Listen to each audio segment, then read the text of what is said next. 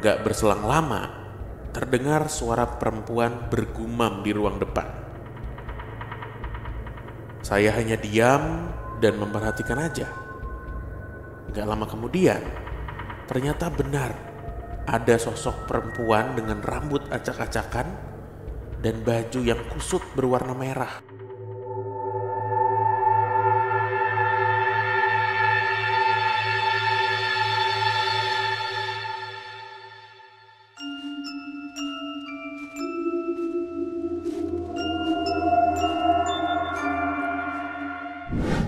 Assalamualaikum warahmatullahi wabarakatuh. Shalom, Om Swastiastu. Namo Buddhaya. Salam kebajikan. Selamat datang kembali di podcast Malam Kliwon episode 554. Iya, itu dia. Selamat pagi, siang, sore, malam teman Kliwon dimanapun Anda berada. Semoga aktivitasnya lancar dan wangi terus sepanjang hari ya.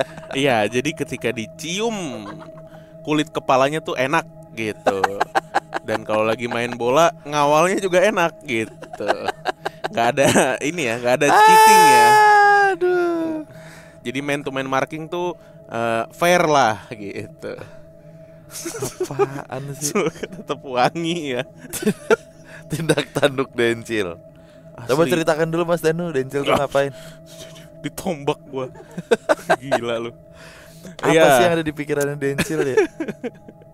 Apa gitu? Ini belakangan ini ada beberapa DM juga masuk ke podcast Malam Kliwon ya, yang pada nanya kalau mau cerita atau jadi narasumber di PMK tuh gimana sih? Benar. Nih kita ingetin lagi buat teman Kliwon yang pengen hadir di perbincangan Malam Kliwon jadi narasumbernya PMK, silakan bikin VN atau sinopsis cerita lo, kirim ke email kontak.pmk@gmail.com. Nah, nanti akan direview sama tim kuratorialnya PMK. Betul sekali. Gitu ya caranya ya. Sudah kami ingatkan. Lucu banget. Oke. Gue masih milih cerita dari tadi. Ini cerita banyak banget asli. Banyak bro. Tadi kan di episode sebelumnya ada 2 tuh. Soal Mas Pran sama dari sebuah gedung BUMN. Ya kan, satu lagi kan ada mas-mas lagi tuh yang lebih Mas Parjo ini makanya nah, nih. itu aja lah, Mas Parjo aja Mas lah. Parjo aja ya. Mas Parjo wangi nggak? Kulit kepalanya sih enggak. Dencil emang gue gebuk lo bener lo. Ngapain sih lu nyium kepala? Media Ya nih, kan Mas gue mau Parjo lihat. nih. Lah makin aneh. Oke. Yuk. Oke. Halo Mas Bimo dan Mas Danu yang sehat selalu. Amin. Perkenalkan, nama saya Rizky. Saya bekerja di salah satu perusahaan sawit terbesar di Indonesia. Wah, respect nih, salam buat Pak Vincent. 2 lah. Seorang 2. Seorang 2. 1. Saya 1. Satu lagi. Sensor ya. Awas kamu. Lagian main ditanya. Lu salam buat Pak Vincent. Lah, emang lagi di sawit itu. Emang di sawit orangnya dia doang. Kan ada ular juga. Saya kan orang 2. Saya 1. 2 lah. Jadi di awal tahun 2024, saat saya yang bekerja di kantor pusat di Jakarta sedang perjalanan dinas ke daerah Kalimantan Selatan, sesampainya di Batu Licin. Oh, kemarin tuh kita dapat cerita dari Batu Licin juga ya. Kalimantan. Ya kan? Iya. Wah, gue langsung dejavu nih. Saya dijemput oleh sopir perusahaan yang kita sebut saja di sini namanya adalah Mas Parjo. Ini nama samaran ya. Karena perjalanan sekitar 3 jam menuju mes kebun, kami pun saling bercerita. Dari kabar kebun, dan sampailah kita di cerita mistis nih. Jadi ini adalah cerita Mas Parjo, dan saya buat dari POV atau point of view-nya Mas Parjo. Mas Parjo ini adalah orang Jawa yang berasal dari Banjarnegara, yang memang merantau dari tahun 2000-an ke Pulau Kalimantan. Pada sekitar tahun 2002, Mas Parjo ini bekerja di salah satu perusahaan sawit. Tapi bukan perusahaan yang sekarang nih, di Kalimantan Tengah. Pada saat itu Mas Parjo menjadi operator alat berat atau wheel loader. Memang pada tahun 2002, daerah Kalimantan ini masih banyak hutan yang belum terbuka oleh perusahaan sawit. Pada saat itu, Mas Parjo tuh bertugas di daerah perbatasan kebun sawit dan hutan. Mas Parjo mengendarai alat berat ke arah hutan dan mulai menjauh dari kebun sawit.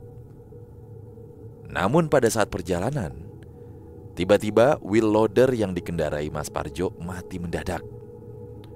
Dan ternyata ada bagian wheel loader yang rusak. Mas Parjo lalu memanggil temannya yang kita sebut saja di sini namanya Sunaryo untuk memperbaiki wheel loader. Tetapi pada saat itu harus ada yang mengambil spare part ke bengkel perusahaan.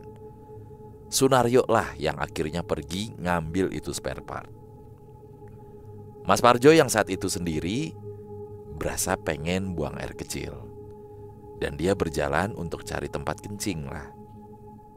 Namun setelah Mas Parjo tersebut pipis atau kencing gitu ya, ternyata Mas Parjo tersasar, nggak bisa balik ke arah wheel loader itu.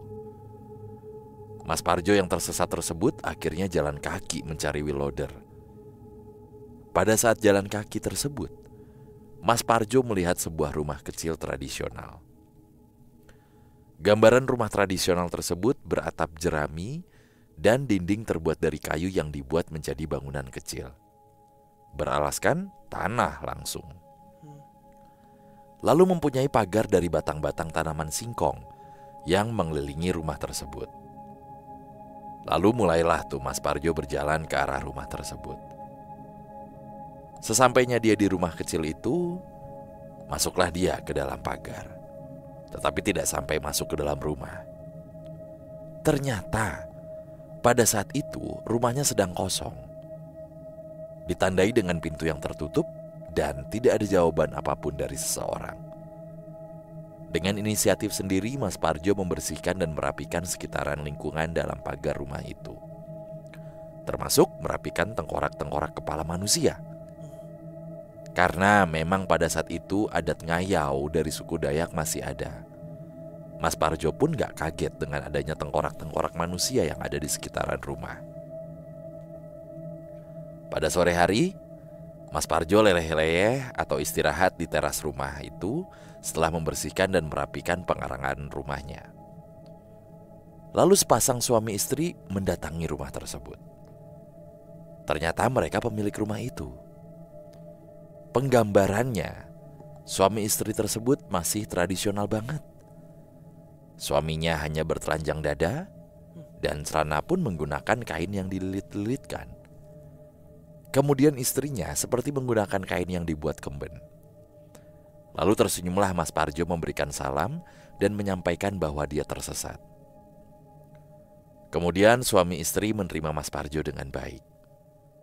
FYI, pada saat itu suami istri tersebut tidak bisa berbicara bahasa Indonesia, hanya bahasa lokal Dayak di sana. Namun masih bisa dimengerti, atau masih bisa mengerti bahasa Indonesia yang disampaikan Mas Parjo lah intinya. Mas Parjo pun diberikan air minum dan makanan dari hasil berburu sepasang suami istri suku Dayak tersebut. Mas Parjo juga disuruh untuk tidur dan menetap sementara di rumah ini. 4 harian pun berlalu. Mas Parjo mencoba untuk menjelaskan bahwa dia ingin pulang. Arahnya kemana nih? Lalu suami tersebut menjelaskan dengan bahasa seadanya. Sebelum Mas Parjo pulang, Mas Parjo diberi barang berbentuk lilitan kain putih yang diikat simpul sebesar sekepalan tangan lah. Mas Parjo pun mengucapkan terima kasih ke mereka sebelum pulang. Mas Parjo lalu jalan pulang, dan ternyata itu dekat sekali dengan kebun sawit tersebut. Mas Parjo pun heran. Loh, kok ternyata deket banget nih? Dan pada saat pulang, Mas Parjo bertemu dengan Sunaryo. Dan Sunaryo bilang wheel loadernya sudah dibawa ke bengkel perusahaan. Kamu kemana aja kemarin, Parjo? Tanya Sunaryo. Mas Parjo pun bercerita kalau dia tersesat di hutan. Tetapi Mas Parjo nggak menceritakan apa yang diberikan oleh sepasang suami istri tersebut. Awalnya Mas Parjo nggak tahu kegunaan benda tersebut. Sampai akhirnya Mas Parjo pulang ke Jawa untuk bekerja di Jawa. Mas Parjo pun pulang ke Banjarnegara. Pada saat itu ada kejadian pertengkaran di sekitaran kampung Mas Parjo. Mas Parjo pun ikut melerai pertengkaran tersebut. Maksud hati ingin melerai, Mas Parjo terkena bacokan parang oleh orang yang ribut itu. Namun anehnya, yang dirasakan Mas Parjo adalah sabetan parang tersebut gak mengenai tubuhnya. Sabetan tersebut meleset dari tubuhnya. Tapi yang dilihat orang-orang pada saat itu, parangnya mengenai tubuh Mas Parjo. Dari situ Mas Parjo sadar bahwa benda yang diberikan suami istri Dayak tersebut mempunyai fungsi seperti itu. Lalu Mas Parjo pun bekerja di Jakarta menjadi supir ekspedisi. Selama menjadi supir ekspedisi, sudah banyak kejadian yang membuktikan bahwa Mas Parjo itu kebal terhadap pukulan apapun. Bahkan sempat ada di terminal yang memukul Mas Parjo dengan sebalok kayu. Namun Mas Parjo tetap kebal dan tidak terluka sama sekali. Berjalanlah bertahun-tahun, sekitar 2013-an Mas Parjo ingin kembali bekerja ke Kalimantan dengan ikut menjadi tenaga akad yang diadakan oleh Disnaker Jawa Tengah. Pada saat perjalanan dengan kapal, benda dari suku Dayak tersebut tetap dibawa di dalam jaket. Namun sesampainya di Pulau Kalimantan, ternyata jaket Mas Parjo tertinggal di kapal. Benda pemberian suku Dayak tersebut berada di saku jaket yang tertinggal itu. Dengan tertinggalnya benda itu, Mas Parjo yang sekarang sudah tidak kebal lagi. Dan itulah cerita singkat dari Mas Parjo. Syukurnya Mas Parjo adalah orang yang rendah hati dan ramah. Karena dia sempat bilang kalau dia mau, dia bisa jadi preman pada saat merantau di Jakarta. Namun dia tidak mau menggunakan kekuatan kebalnya itu untuk semena-mena kepada orang. Cerita ini saya masih ingat karena masih fresh pada saat saya menuliskan cerita ini. Sekian cerita dari saya, mohon maaf jika ceritanya kepanjangan dan bahasanya nggak teratur. Matur suwun Mas Bimo dan Mas Danu, sehat-sehat selalu, berkah dan God bless PMK. Amin. Terima kasih Mas. Siapa yang ngirim namanya tadi? Rizky. Mas Rizky berarti hubungannya sama Mas Parjo ini apa? Teman kerja gak sih? Coba sebentar gue lihat lagi ke atas ya. Judulnya lucu, Badan Mas Parjo yang kebal. Iya, teman kerja benar. Teman kerja ya. Diceritain gak sih tadi setting tahunnya? 2002. Oh, lama banget ya. Mas Parjonya. Heeh. Tapi di awal 2024 saya kerja di kantor pusat di Jakarta. Ketemu tuh. Sopir nih. Mas Parjo jadi sopir. Iya. Lagi dinas ke Kalimantan. Diceritain lah sama Mas Parjo. Gila. Berarti dia sempat kesasar ya waktu kerja di sana, kesasar 4 hari masuk hutan, ketemu sama orang pedalaman sana ya. Terus dikasih jatuhnya apa ya? Kalau orang sini bilangnya wapak ya. Jimat mungkin atau... Jimat ya. Outputnya akhirnya kebal. Wah, itu kalau dia beneran punya niat mah ya ngerantau ke Jakarta, udah megang kawasan itu. Bisa. Iya kan? Kau diam dulu. Gitu. Aja lo. Anda diam dulu. Kau diam dulu. Bisa kayak gitu bro. Ya ini lucu nih 2002 bro. Mas Parjo. Iya. Dan terus tapi ibu itu tadi gue kira tuh rumahnya rumah goib gitu. iya, yang enggak ini ya. Tapi yang bisa nggak nyata. jadi. Karena kan ternyata deket dari rumahnya ke alat beratnya tadi. Nggak jauh ya, nggak perlu nyasar gitu. Apalagi Iya. sampai 4 hari. Berarti ya rumah goib. Bisa jadi. Apalagi- Orang settingan orangnya orang jadul gitu. Iya, pakaiannya masih pakaian adat tradisional banget gitu ya. Iya. Padahal 2002 mah ya udah modern hitungannya, udah milenium. Panji. Primus. Gitu dah. Kebal Cil. Wah kalau sama bocah Tangerang mah dipakai buat ngetos itu. Ih, Ini anak Dayak nih, anak Dayak. ngantuk. Iya kan? Oke, terima kasih Mas Rizky. Salam buat Mas Parjo ya. Ya. Siapa tahu Mas Parjo jadi teman Kliwon, terus Wah. cerita langsung sama kita ya di perbincangan. Gas itu mah. Iya kan? Oke, kita lanjut ke cerita kedua di malam hari ini. Nih judulnya agak menggelitik nih buat saya nih.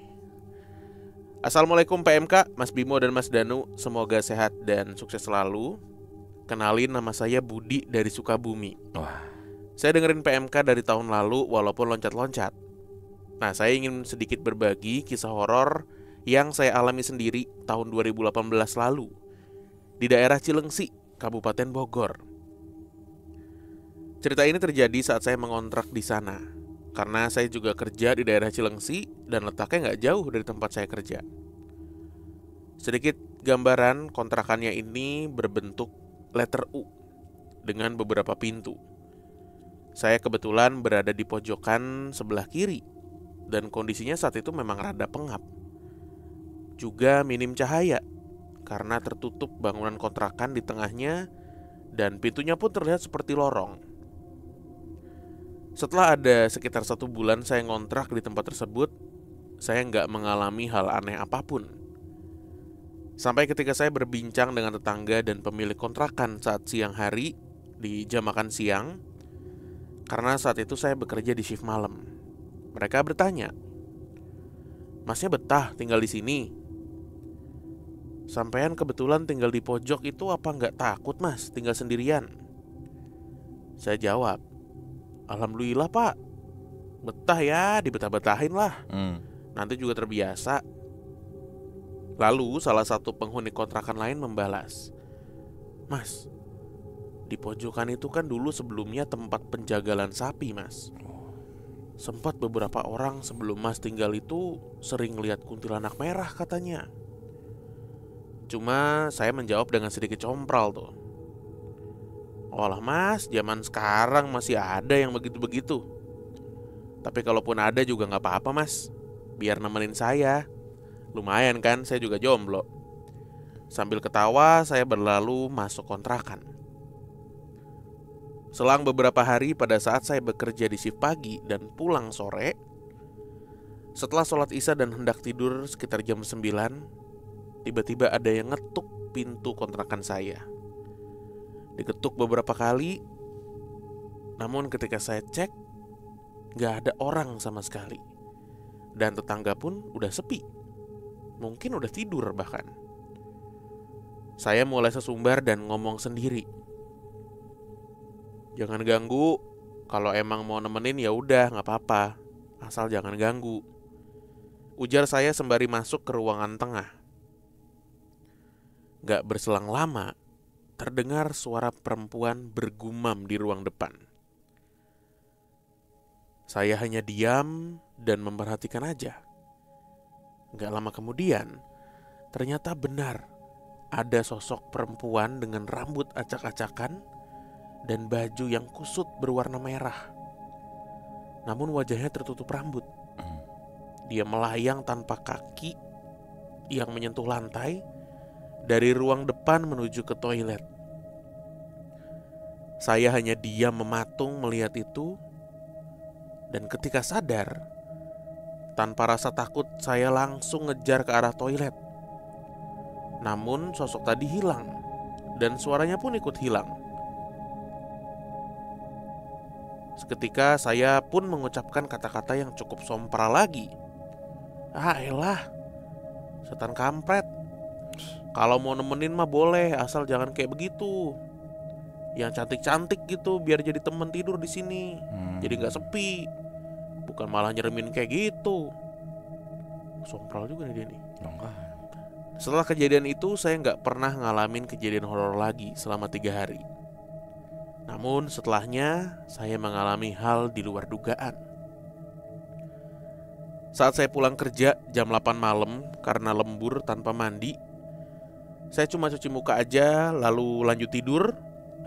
Dan ternyata saya bermimpi nih. Saya bermimpi kondisinya saya ada di kontrakan sendirian, sedang telentang tidur, namun saya nggak bisa bergerak. Lalu dari ruangan depan ada perempuan dengan baju kebaya dengan fisik yang sangat seksi, cantik sekali wajahnya. Dia mendekat ke arah saya dan mulai menggerayangi tubuh saya. Tubuh saya nggak bisa dikendalikan, namun bergerak sendiri dan terjadilah hal intim tersebut. Namun hal anehnya adalah ketika saya bangun, sekujur badan saya merasa nyeri dan pegel nggak terkira. Dan sialnya kejadian itu berulang sampai 2 minggu berturut-turut. Entah saya tidur malam, tidur siang, selalu terjadi kayak gitu. Dengan perempuan yang sama, namun dengan pakaian yang berbeda-beda. Di satu sisi, nafsu saya merasa senang. Waduh. Namun sisi yang lain, saya merasa kelelahan. Padahal setelah tidur harusnya kan kembali segar ya. Betul. Ini malah sebaliknya. Wah, ini dia. Setelah 1 bulan mengalami hal itu, saya memutuskan untuk pindah kontrakan ke tempat yang lebih jauh. Sempat bermimpi kembali, namun kondisinya saat itu saya melihat dia di kejauhan. Kami saling berpandangan. Saat itu perempuan tersebut mengenakan pakaian kebaya seperti awal kejadian dan secara perlahan berubah ke bentuk kuntilanak merah. Wah. Persis seperti saya ngelihat dia di awal. Rambutnya semrawut dan bajunya kusut warna merah. Perlahan dia ngejauh, melayang, lalu memudar dan hilang. Setelah saya bangun, saya syok dan sekujur tubuh saya basah sama keringat. Saya langsung mandi, padahal itu kondisinya tengah malam. Saya mandi lalu sholat tahajud, dan syukur alhamdulillah saya nggak pernah mengalami kejadian aneh-aneh kayak gitu lagi.